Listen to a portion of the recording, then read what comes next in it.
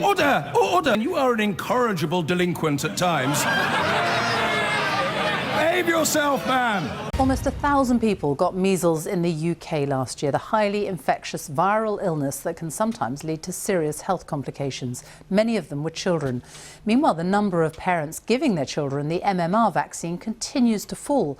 The UK's most senior doctor is linking a lot of it to misinformation that's circulated on social media. Professor Dame Sally Davis says the NHS must take a more modern approach to fighting the fake information that's out there. Our health correspondent Catherine Burns reports. The 20th century was called the golden age of immunisation.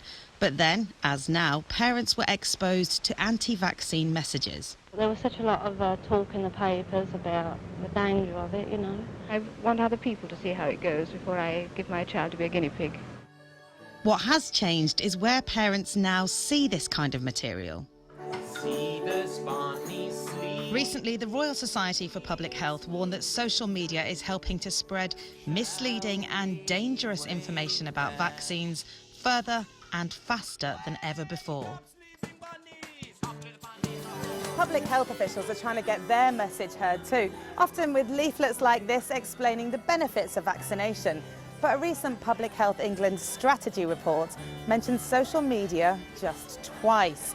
Now, though, professional bodies representing GPs and paediatricians are calling for a fresh approach to cut through fake news about vaccines online. Some fears about the MMR vaccine date back to 1998, when a doctor called Andrew Wakefield linked it wrongly with autism. That view has been completely discredited.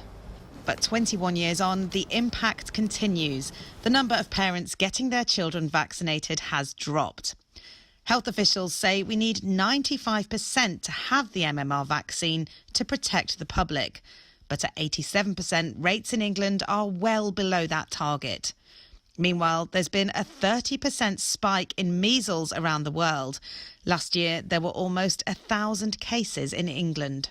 We've got to start making sure we're out there.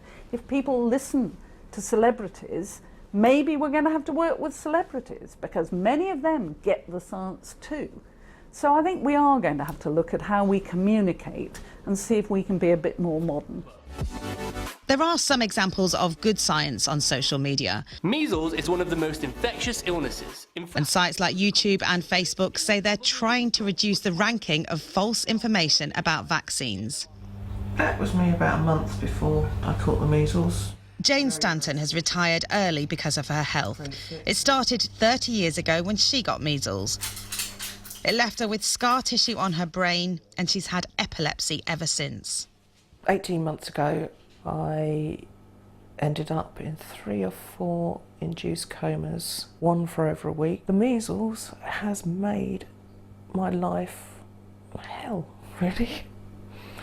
And I'd hate anyone else to go through that, just for a simple injection. But others are going through it. The World Health Organization has named vaccine hesitancy as one of the greatest global threats of the year. Catherine Burns, BBC News.